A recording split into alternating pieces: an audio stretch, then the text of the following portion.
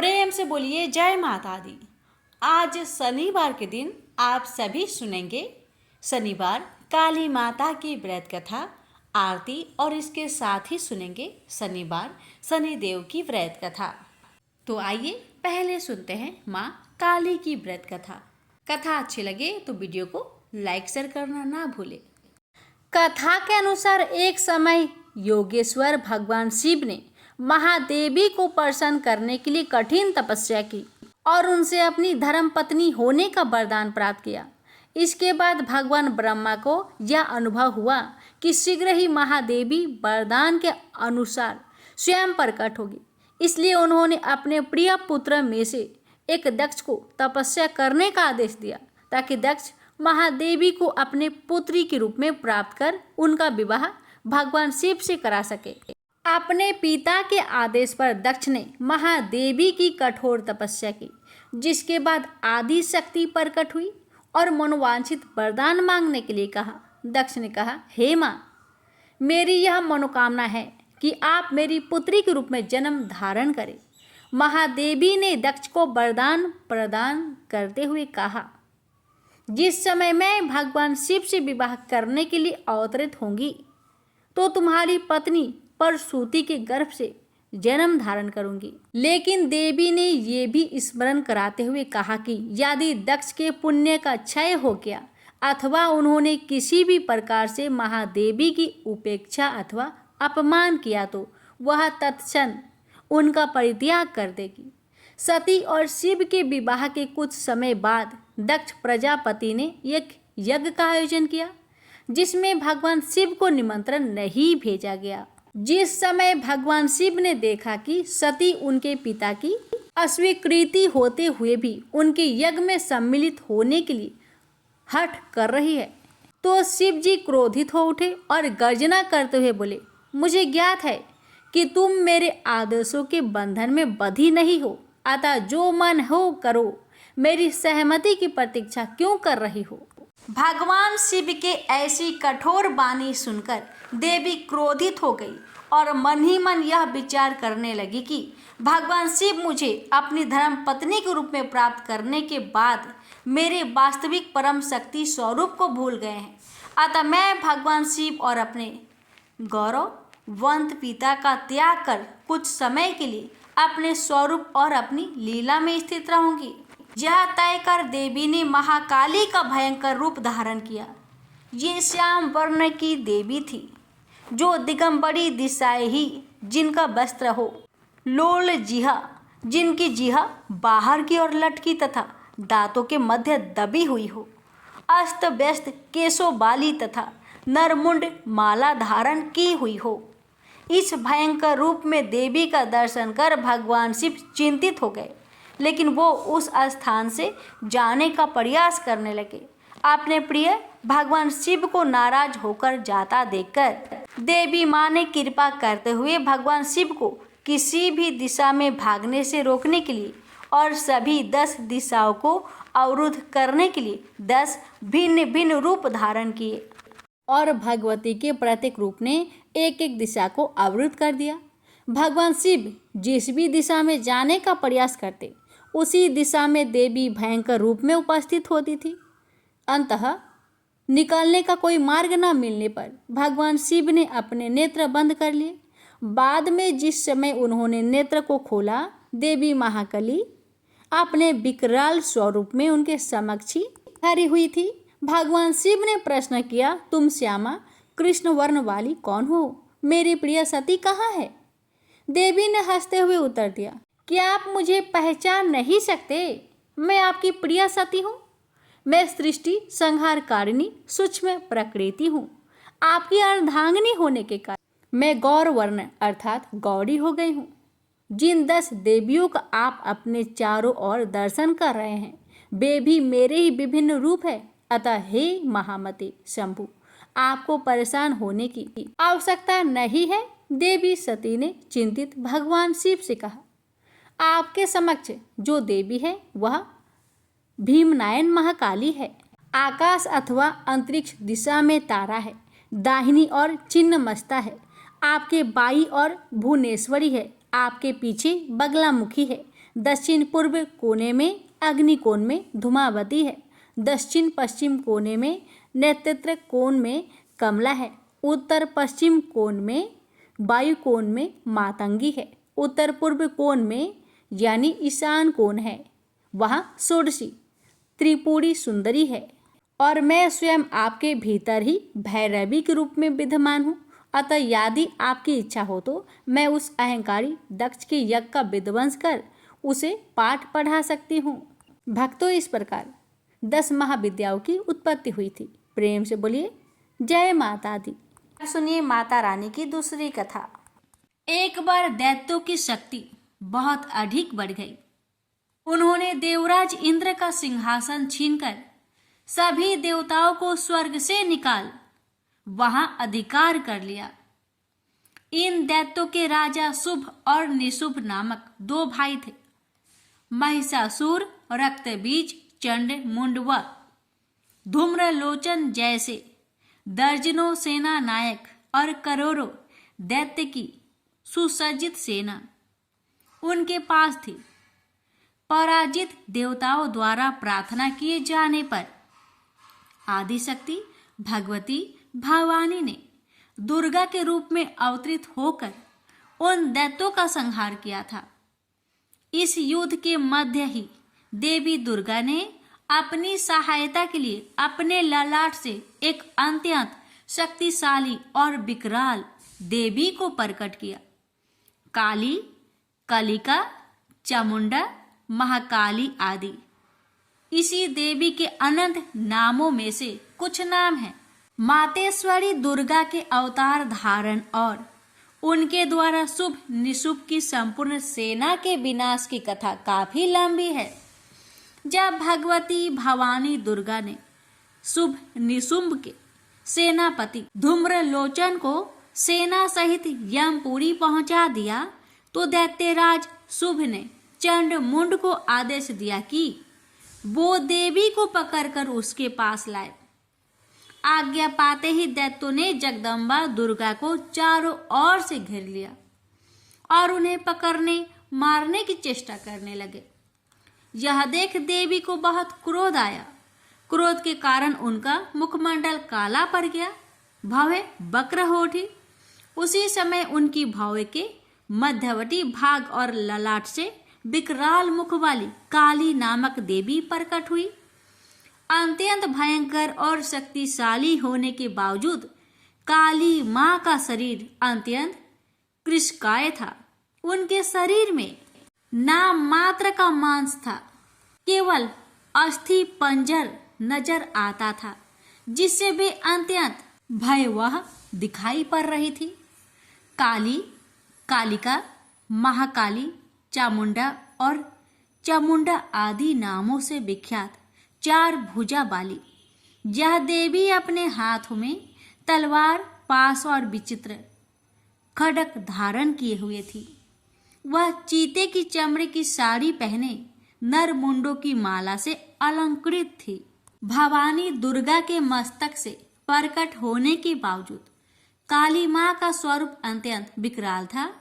वे काफी लंबी पतली थी और किसी भी वाहन पर सवार नहीं थी। उनका मुखमंडल बहुत अधिक बड़ा था। उनकी लंबी जीभ काफी बाहर तक निकली हुई थी। उनकी आंखें अंगारों की तरह दहक रही थी और अपनी भीषण गर्जना से पृथ्वी आकाश को कपा रही थी। अपनी घोर गर्जना से सभी दिशाओं को गुजाते हुए मातेश्वरी काली बड़े वेग से दैत्यों की सेना पर टूट पड़ी और उनका भक्षण करने लगी। वे पार्श रक्षकों, अंकुशधारी, महावतों, योद्धाओं तथा अनेक हाथियों को एक ही हाथ में पकड़कर अपने मुख का ग्रास बना रही थी। किसी को बालों से पकड़ लेती, किसी का गला दबोच लेती, किसी को पैरों से कुचल डालती और किसी को छाती के धक्के से गिराकर मार देती। वे असुरों के फेंके हुए बड़े बड़े अस्त्र शस्त्र मुंह से पकड़ लेती और रोष में भरकर उनको दांतों से चकनाचूर कर डालती। काली द्वारा अनेक दैत्य तलवार के घाट उतर गए, अनेक खटवांग से पीटे गए और कितने ही असुर दांतों के अग्रभाग से कुचले जाकर मृत्यु को प्राप्त हुए। इस प्रकार देवी ने असुरों की उस समस्त सेना को क्षण भर में ही धराशायी कर दिया। अपनी सेना का विनाश होते देख चंड काली देवी की ओर दौड़ा। महादैत्य मुंड ने भी अत्यंत भयंकर बाणों की बौछार तथा हजारों चक्र एवं अन्य शस्त्रों से भयानक नेत्रों वाली देवी को आवृत कर दिया। वे चक्र देवी के मुख में समाते हुए ऐसे जान पड़ रहे थे मानो सूर्य के बहुतेरे मंडल बादलों के उदर में प्रवेश कर रहे हो। मातेश्वरी काली दैत्य सेनापति मुंड द्वारा चलाए गए अस्त्र शस्त्रों का भक्षण करते और अनेक राक्षसों को अपने शस्त्रों में समाप्त करते हुए विकट अट्टहास करती जा रही थी। इसी समय भगवती काली ने दूसरे दैत्य सेनापति चंड को अपनी ओर आते देखा। क्रोध में भरकर काली माई ने चंड पर आक्रमण कर दिया। एक हाथ से उसके केस पकड़कर दूसरे हाथ से उसकी गर्दन काट उसे यमलोक पहुंचा दिया। अपने भाई चंड को देवी के हाथों मरता देख मुंड अनेक भयावह दैत्यों के साथ मातेश्वरी काली की ओर दौड़ पड़ा। तब देवी ने रोष में उसे तलवार से मारकर धरती पर सुला दिया। महापराक्रमी चंड और मुंड के मरते ही शेष सेना आतंकित होकर भाग गई। उसी समय काली ने चंड और मुंड के मस्तक हाथ में लेकर जगदम्बा दुर्गा के पास जाकर प्रचंड अट्टहास करते हुए कहा, देवी, मैं चंड मुंड नामक इन दो भयानक असुरों के मस्तक आपको भेंट करने के लिए लाई हूँ। इस पर कल्याणमयी दुर्गा ने काली से मधुर वाणी में कहा, देवी, तुम चंड और मुंड को मारकर मेरे पास आई हो, इसलिए संसार में तुम्हारा एक नाम चामुंडा भी होगा। मातेश्वरी काली द्वारा चंड मुंड और अनेक सैनिकों के मारे जाने पर दैत्यराज शुंभ स्वयं अपने सभी सेनापतियों सहित युद्ध के लिए वहां आ गया। कई करोड़ असुर सैनिक उनके साथ थे। उस समय सभी मात्र शक्तियां भी देवी की सहायता के लिए युद्ध क्षेत्र में आ गई। दोनों ओर से भीषण अस्त्र शस्त्र चलने लगे। इस समय मातेश्वरी काली सभी मात्र शक्तियों से आगे रहकर रणभूमि में विचरने लगी। अपने खटवांग, त्रिशूल एवं अन्य अस्त्र शस्त्रों से वे असंख्य दैत्यों को काल के गाल में पहुंचा रही थी। यद्यपि सभी मात्र शक्तियां मातेश्वरी दुर्गा एवं उनका सिंह अनेक दैत्यों को समाप्त कर रहे थे, परंतु मातेश्वरी काली साक्षात रण चंडी बनकर दैत्यों को गाजर मूली की तरह काट रही थी। मातेश्वरी काली इस समय इतने क्रोध में भरी हुई थी कि वे दैत्यों को अस्त्र शस्त्रों से मारने के साथ ही उनका भक्षण भी करती जा रही थी। अत्यंत भयंकर और विकराल रूप था इस समय मातेश्वरी काली का। अनेक राक्षस तो आपके इस रूप को देखकर तथा उनके द्वारा लगाए जा रहे अट्टहासों की भीषण आवाज सुनकर ही यमलोक सिधार गए। मातेश्वरी काली का अवतरण मात्र इन दैत्यों को मारने के लिए ही नहीं हुआ था, उनका इससे भी अधिक महान कार्य था। दैत्य सेनापति रक्त बीज के वध में भगवती दुर्गा की सहायता करना। उस प्रचंड दैत्य रक्त बीज को एक अद्भुत वरदान प्राप्त था। जहां भी उसके रक्त की एक बूंद गिरती थी, वहीं तत्काल उतना ही शक्तिशाली एक असुर उत्पन्न हो जाता था।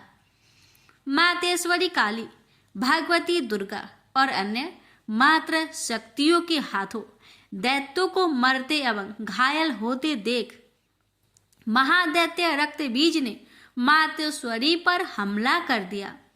वह अपनी गदा से सभी मातृ शक्तियों पर एक साथ प्रहार करने लगा। जब मातृ शक्तियों ने उस पर प्रहार किए तो उसके शरीर का रक्त जहां जहां गिरता वहां वहां उसके समान ही एक अन्य बलशाली दैत्य पैदा हो जाता। इस प्रकार वहां असंख्य दैत्य उत्पन्न हो गए जो रक्त बीज के समान ही बलशाली, भीषण और युद्ध कला में निपुण थे। इस समस्या का एकमात्र समाधान यही था कि रक्त बीज के अंग प्रत्यंग तो काटे जाए, परंतु उसके शरीर से निकलने वाले रक्त की एक बूंद भी भूमि पर न गिरने दी जाए। इस प्रयोजन की पूर्ति के लिए भगवती भवानी दुर्गा ने काली को चामुंडा नाम से संबोधित करते हुए कहा, चामुंडे, तुम अपने मुख को अधिक विस्तृत करो तथा मेरे शस्त्र पात से गिरने वाले रक्त बिंदु एवं उनसे उत्पन्न होने वाले महादैत्य को अपने इस भयानक मुख से खा जाओ। इस प्रकार रक्त से उत्पन्न होने वाले महादैत्यों का भक्षण करती हुई तुम रण में विचरती रहो। ऐसा करने से उस दैत्य का सारा रक्त खत्म हो जाने पर वह स्वयं भी नष्ट हो जाएगा। जब तुम उन भयंकर दैत्यों को खा जाओगी तो दूसरे दैत्य नहीं उत्पन्न हो सकते। मातेश्वरी दुर्गा की यह बात सुनकर भगवती काली ने अपना आकार बहुत बड़ा कर लिया। इस प्रकार उन्होंने रक्त बीज के रुधिर के पान और दैत्यों के भक्षण हेतु महाकाली का विकराल रूप धारण कर लिया।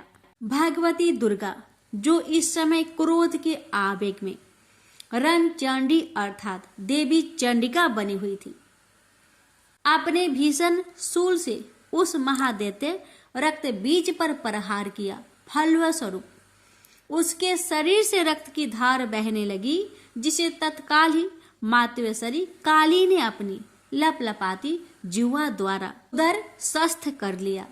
भगवती भवानी ने रक्त बीज पर प्रहार जारी रखी। उसके शरीर में स्थान से रक्त की धारा बहने लगी। रक्त बीज महाबलशाली और भयंकर दैत्य था, अतः उसके शरीर से बहुत अधिक रक्त बह रहा था, परंतु उसका जितना भी रक्त बह रहा था काली माँ अर्थात देवी चामुंडा उसे तत्काल पीती जा रही थी। इस रक्त को पीते समय रुधिर से काली के मुख में जो महादैत्य उत्पन्न हुए उन्हें भी वे उदरस्त करती चली गई। इस प्रकार भगवती दुर्गा रक्त बीज पर प्रहार करती रही और मातेश्वरी काली उस रुधिर का पान करती रही।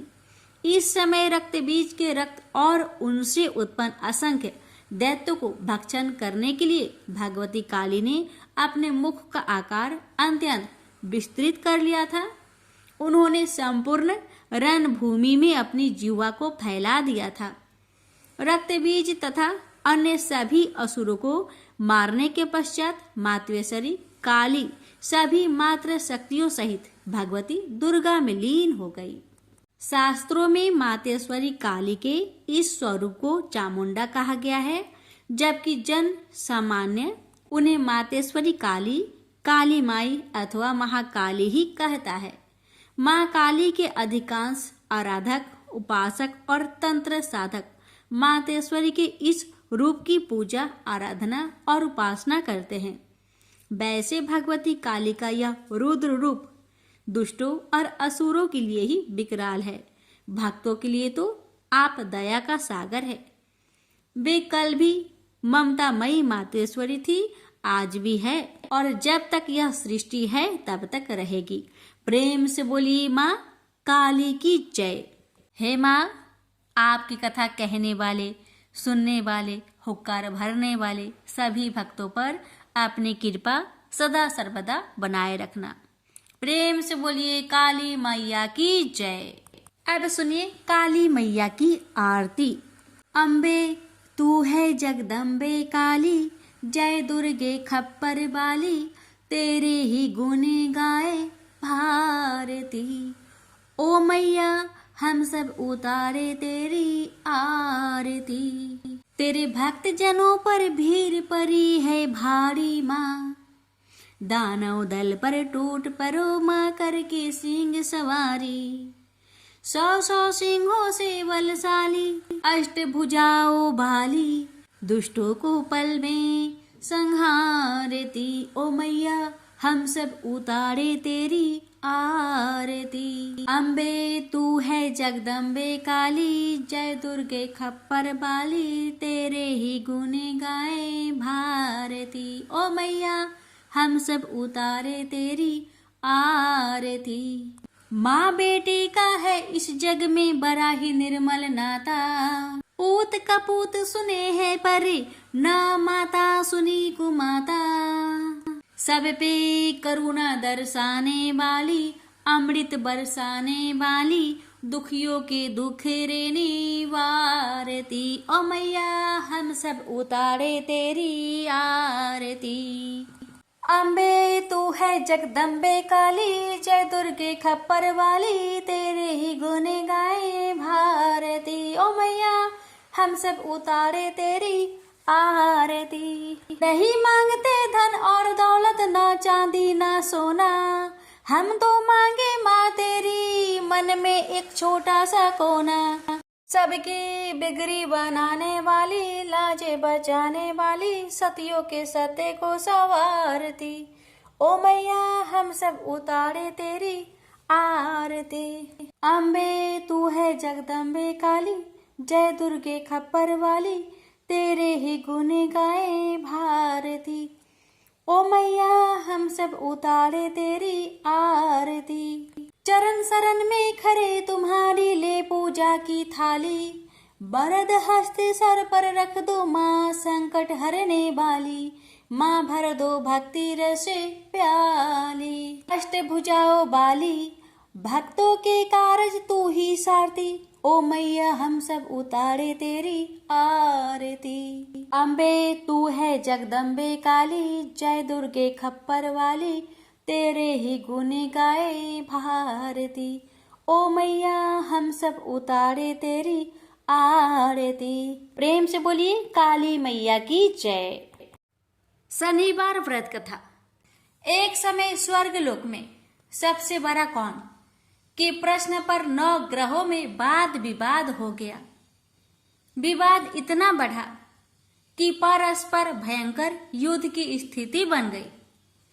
निर्णय के लिए सभी देवता देवराज इंद्र के पास पहुंचे और बोले, हे देवराज, आपको निर्णय करना होगा कि हम में से सबसे बड़ा कौन है।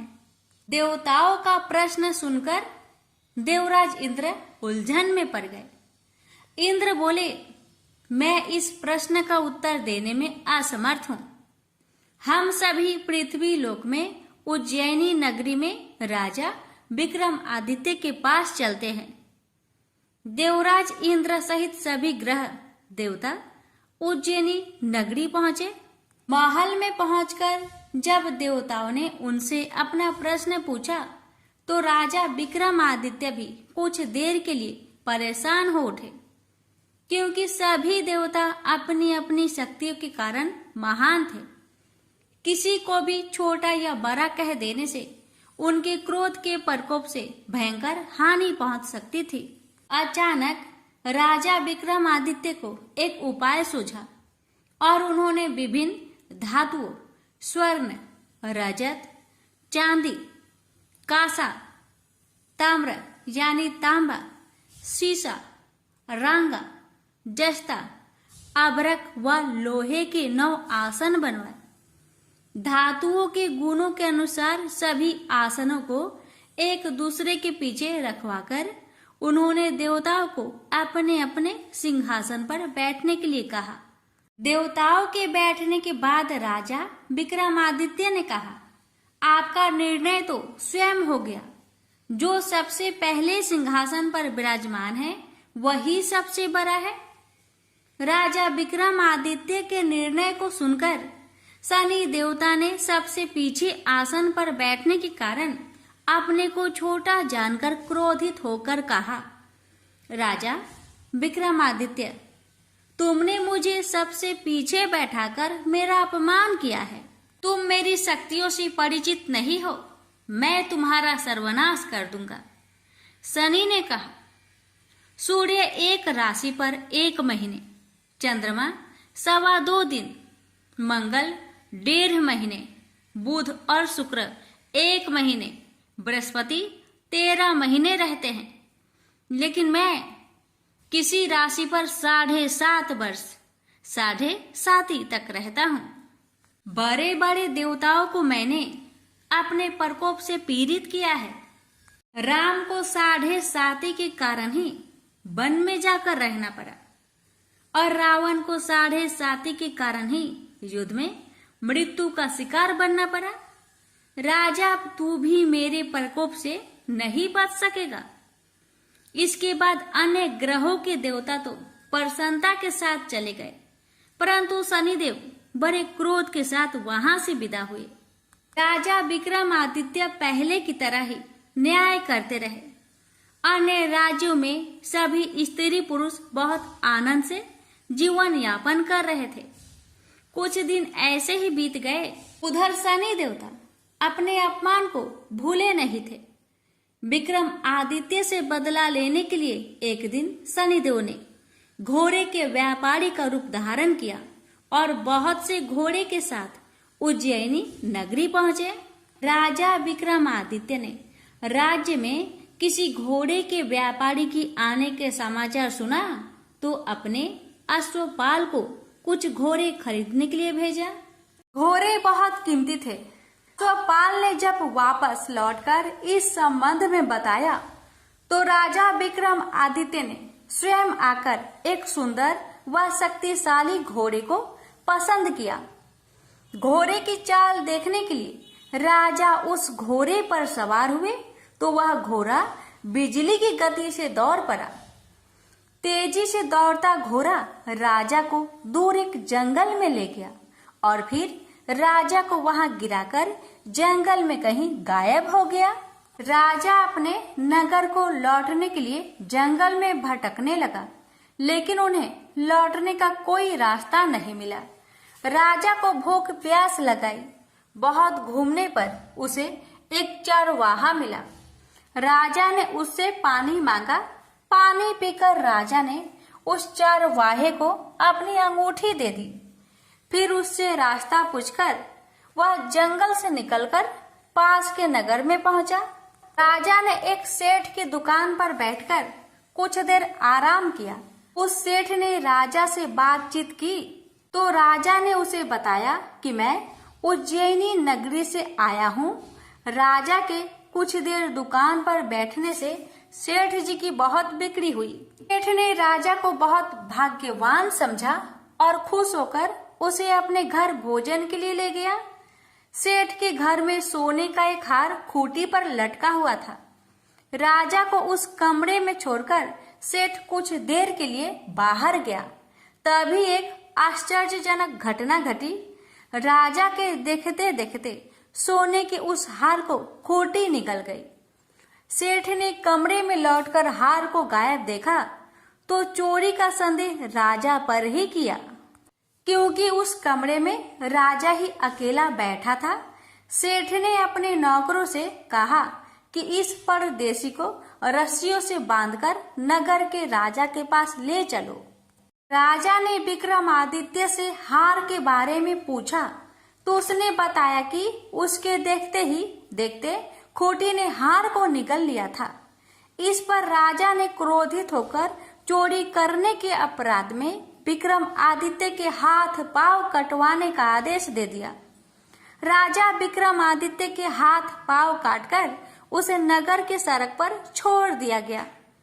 कुछ दिन बाद एक तेली उसे उठाकर अपने घर ले गया और उसे अपने कोल्हू पर बैठा दिया। राजा आवाज देकर बैलों को हाँकता रहता। इस तरह तेली का बैल चलता रहा और राजा को भोजन मिलता रहा। शनि के प्रकोप की 7.5 पूरी होने पर वर्षा ऋतु आरंभ हुई। राजा विक्रमादित्य एक रात मेघ मल्हार गा रहा था कि तभी नगर के राजा की लड़की राजकुमारी मोहिनी रथ पर सवार उस तेली के घर के पास से गुजरी। उसने मेघ मल्हार सुना तो उसे बहुत अच्छा लगा और दासी को भेजकर गाने वाले को बुला लाने को कहा। दासी ने लौटकर राजकुमारी को अपंग राजा के बारे में सब कुछ बता दिया। राजकुमारी उसके मेघ मल्हार से बहुत मोहित हुई, अतः उसने सब कुछ जानकर भी अपंग राजा से विवाह करने का निश्चय कर लिया। राजकुमारी ने अपने माता पिता से जब यह बात कही तो वे हैरान रह गए। रानी ने मोहिनी को समझाया, बेटी तेरे भाग्य में तो किसी राजा की रानी होना लिखा है, फिर तू उस अपंग से विवाह करके अपने पांव पर कुल्हाड़ी क्यों मार रही है। राजकुमारी ने अपनी जिद नहीं छोड़ी। अपनी जिद पूरी करने के लिए उसने भोजन करना छोड़ दिया और प्राण त्याग देने का निश्चय कर लिया। आखिर राजा रानी को विवश होकर अपंग विक्रमादित्य से राजकुमारी का विवाह करना पड़ा। विवाह के बाद राजा विक्रमादित्य और राजकुमारी तेली के घर में रहने लगे। उस रात स्वप्न में शनिदेव ने राजा से कहा, राजा तुमने मेरा प्रकोप देख लिया, मैंने तुम्हें अपने अपमान का दंड दिया है। राजा ने शनिदेव से क्षमा करने को कहा और प्रार्थना की, हे शनिदेव, आपने जितना दुख मुझे दिया है अन्य किसी को न देना। शनिदेव ने कुछ सोचकर कहा, राजा मैं तुम्हारी प्रार्थना स्वीकार करता हूँ। जो कोई स्त्री पुरुष मेरी पूजा करेगा, शनिवार को व्रत करके मेरी व्रत कथा सुनेगा, उस पर मेरी अनुकंपा बनी रहेगी। प्रातः काल राजा विक्रमादित्य की नींद खुली तो अपने हाथ पांव देखकर राजा को बहुत खुशी हुई। उसने मन ही मन शनिदेव को प्रणाम किया। राजकुमारी भी राजा के हाथ पांव सही सलामत देखकर आश्चर्य में डूब गई। राजा विक्रमादित्य ने अपना परिचय देते हुए शनिदेव के प्रकोप की सारी कहानी सुनाई। सेठ को जब इस बात का पता चला तो दौड़ता हुआ तेली के घर पहुंचा और राजा के चरणों में गिरकर क्षमा मांगने लगा।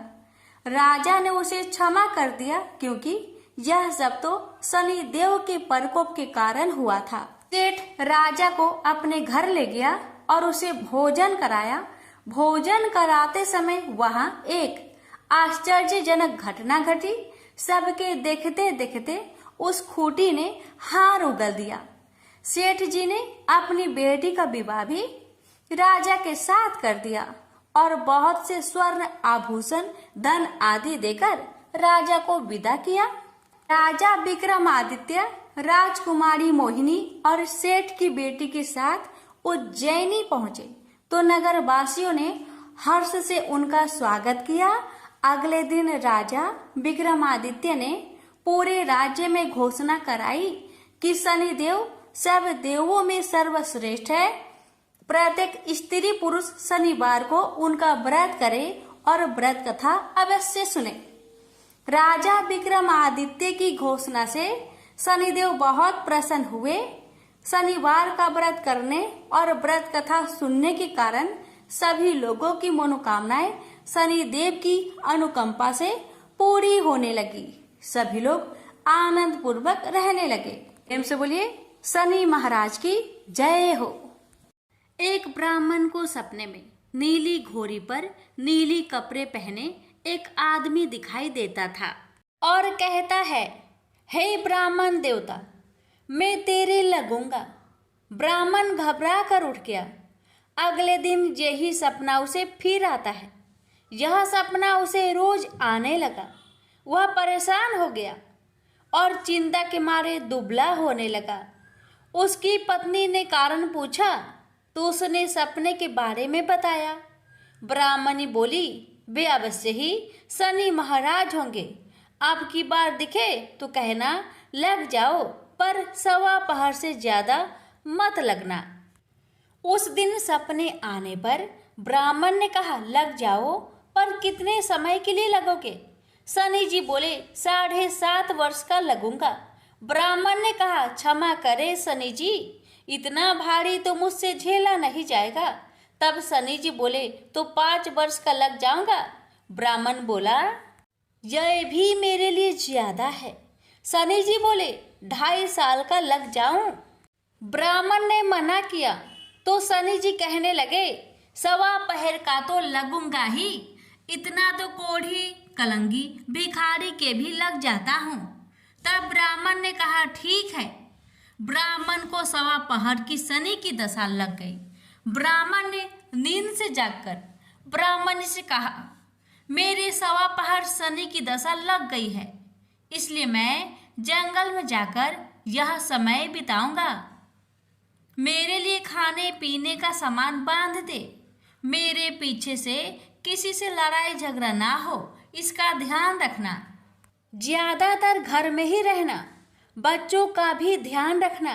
इस 1.25 पहर के समय में कोई गाली भी दे तो चुपचाप सुन लेना, बहस मत करना। यह सब समझाकर ब्राह्मण जंगल में चला गया। जंगल में ब्राह्मण एक पीपल के पेड़ के नीचे बैठ गया और हनुमान जी का पाठ करने लगा। 1 पहर बीत गया।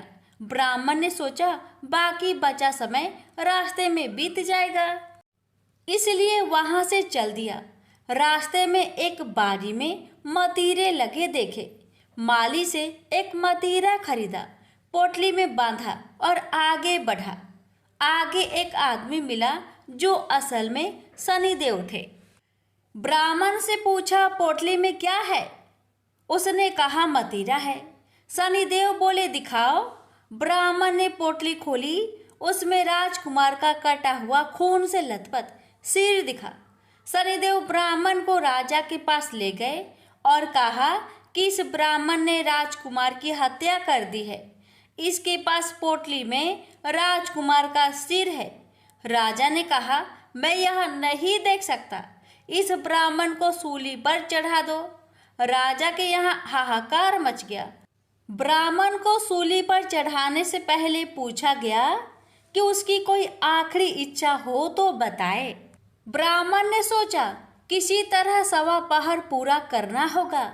उसने कहा, वहाँ रोज बालाजी की कथा सुनता है। मरने से पहले अंतिम बार बालाजी की कथा सुनना चाहता हूँ। ब्राह्मण को कथा सुनाने का प्रबंध किया गया। कथा कहते कहते 1.25 पहर पूरा हो गया। शनि की दशा टलते ही राजकुमार शिकार खेलकर लौटता हुआ दिखाई दिया। राजकुमार को आता देख राजा बहुत खुश हुआ, लेकिन उसे निर्दोष ब्राह्मण की हत्या का दोष लगने का डर सताने लगा। उसने तुरंत घुड़सवार सैनिकों को ब्राह्मण को आदर सहित ले आने के लिए भेजा। ब्राह्मण राज दरबार में आया तो राजा ने क्षमा मांगी और पोटली दिखाने के लिए कहा। पोटली खोली तो उसमें मतीरा था।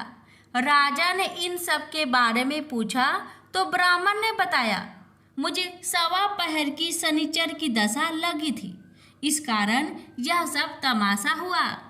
राजा ने पूछा, यह दशा कैसे टलती है? ब्राह्मण बोला, राजा, यह सेठ के लगे तो काला हाथी या काला घोड़ा दान करे, गरीब के लगे तो पीपल की पूजा करे तब बोले, साचा शनिचर कहिए, जाके पाओ सदा ही पढ़िए।